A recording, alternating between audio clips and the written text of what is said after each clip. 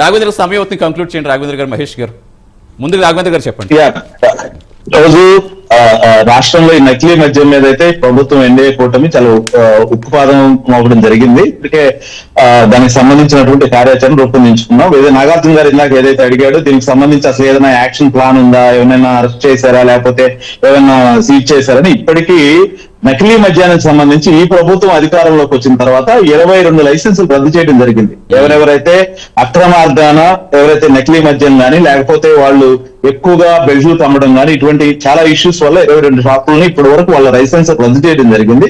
తర్వాత పోతే ఇప్పటికే ఏంటంటే దీని మీద ఆల్రెడీ సిట్ ఒకటి ఎంక్వైరీ చేసి ఈ ఎంక్వైరీలో ఏవైతే మనకి ప్రూఫ్స్ దొరుకుతాయంటే దీనికి ఎవరెవరు సహకారం ఇచ్చారు, దీని బ్యాక్గ్రౌండ్ ఎక్సైజ్ డిపార్ట్మెంట్ ఎవరైనా ఉన్నారా లేకపోతే పొలిటికల్ గా ఎవరైనా సపోర్ట్ చేస్తారా, ఇటువంటి వాళ్ళు అందరికీ కూడా ఐడెంటిఫై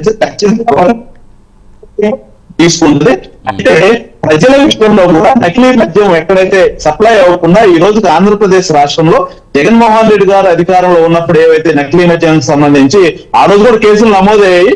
ఈ రోజు నకిలీ మద్యం తాగకుండా ప్రజల్ని కాపాడుకునే బాధ్యత కూడా ఈ ప్రభుత్వం మీద ఉంది. కాబట్టి రాష్ట్రంలో ఇప్పటికే ఇటు వైజాగ్ లో గానీ, వైజాగ్ లో, కాకినాడలో, అదేవిధంగా గుంటూరు, అదేవిధంగా చిత్తూరు, అదేవిధంగా కర్నూలులో ఈ నకిలీ మద్యాన్ని ఏదైతే టెస్టింగ్ కోసంగా కొన్ని సెంటర్స్ ఏర్పాటు చేసి 13 సెంటర్స్ లో ఇప్పటికే నకిలీ మద్యం సప్లై అవ్వకుండా డిస్టిలరీస్ మీద ఖచ్చితంగా కూడా మేము టెస్టులు చేసి ప్రతి మద్యాన్ని కూడా దాని క్వాలిటీ మద్యమే ప్రజలకు అందించే విధంగా ఈ ప్రభుత్వం కట్టుబడి చర్యలు తీసుకుంటా ఉంది. ఇంకా ఎక్కడెక్కడ చిన్న చిన్న మిస్టేక్స్ జరుగుతూ ఉంటే అటువంటి ఖచ్చితంగా ఎక్కడైనా ఉన్నట్లయితే ప్రజలు కూడా అప్రమత్తంగా వాటన్నిటిని కూడా ప్రభుత్వం దృష్టికి తీసుకొస్తే ఈ ప్రభుత్వం ప్రజా ఆరోగ్యాన్ని కాపాడుకోవాల్సిన బాధ్యత, ప్రజల యొక్క వెల్త్ ను కూడా పెంచాల్సిన బాధ్యత ప్రజలు కూడా దీన్ని దృష్టిలో పెట్టుకొని ఇటువంటి ఏమైనా సమస్యలు ఉంటే ఖచ్చితంగా ప్రభుత్వం దృష్టికి తీసుకురండి. ఈ నకిలీ మద్యం మీద సిట్ ఇప్పటికే చాలా దూకుడుగా ముందుకెళ్తా ఉంది. ఖచ్చితంగా ఏవైతే ప్రూఫ్లు వస్తాయో ఆ ప్రూఫ్స్ ప్రకారంగా ఎవరైతే నిందితులు ఉంటారో వాళ్ళ మీద ఖచ్చితంగా చర్యలు అయితే తీసుకుంటాం. రైట్ అండి. మహేష్ గారు,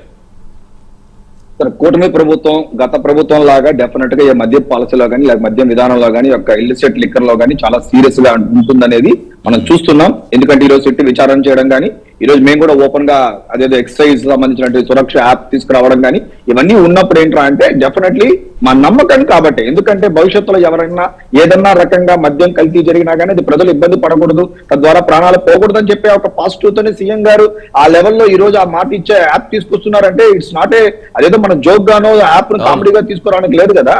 ఎందుకంటే రేపు ఈ రోజు ఈవినింగ్ రేపు మార్నింగ్ రేపు నైట్ ఎవరైనా చెక్ చేసినప్పుడు ఇదేం పని చేయలేదంటే ఫస్ట్ ఎఫెక్ట్ అయితే ఎవరు గవర్నమెంటే కదా ఆన్సరబుల్, దానికి గవర్నమెంట్ కదా ఇబ్బంది పడుతుంది. ఇప్పుడు మేము కరెక్ట్ చేస్తున్నామని చెప్పి పబ్లిక్ లోకి వస్తున్నాం.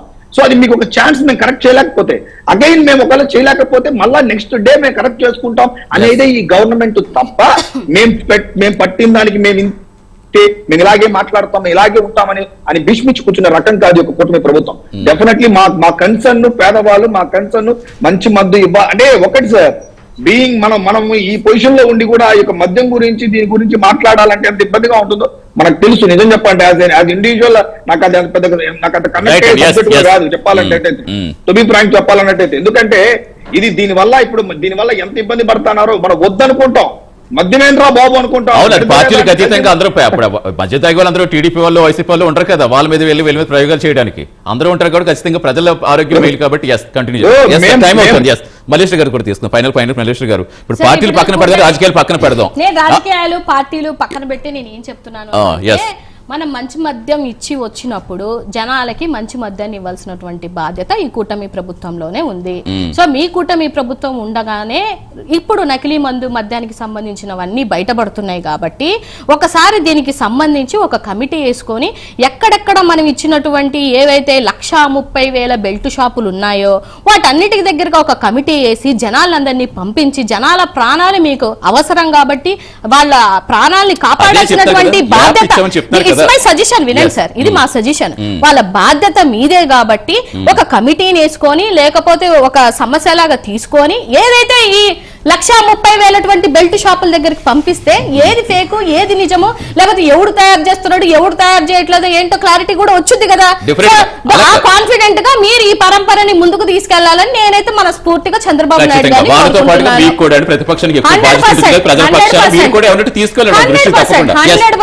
నాగార్జున గారు కంక్లూడ్ చేస్తాడు.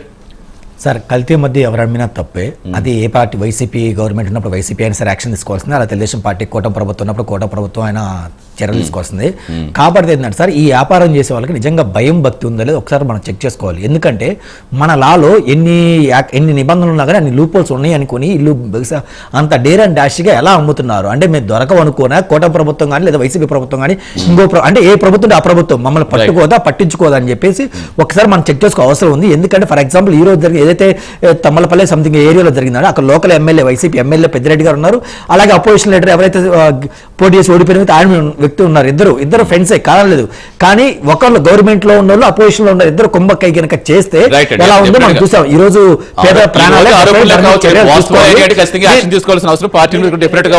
పార్టీలకు అతీతంగా ఎవరైతే చేశారో వాళ్ళని చట్టం ముందు నిలబెట్టాలి, ప్రజల ముందు నిలబెట్టాలి, వాళ్ళకి శిక్ష పడే విధంగా చేయాలని చెప్పి మేము కాంగ్రెస్ పార్టీ నుంచి demand. Right. Thank you so much Nagarjuna గారు, థ్యాంక్ యూ మల్లేశ్వరి గారు, థ్యాంక్ యూ మహేష్ గారు.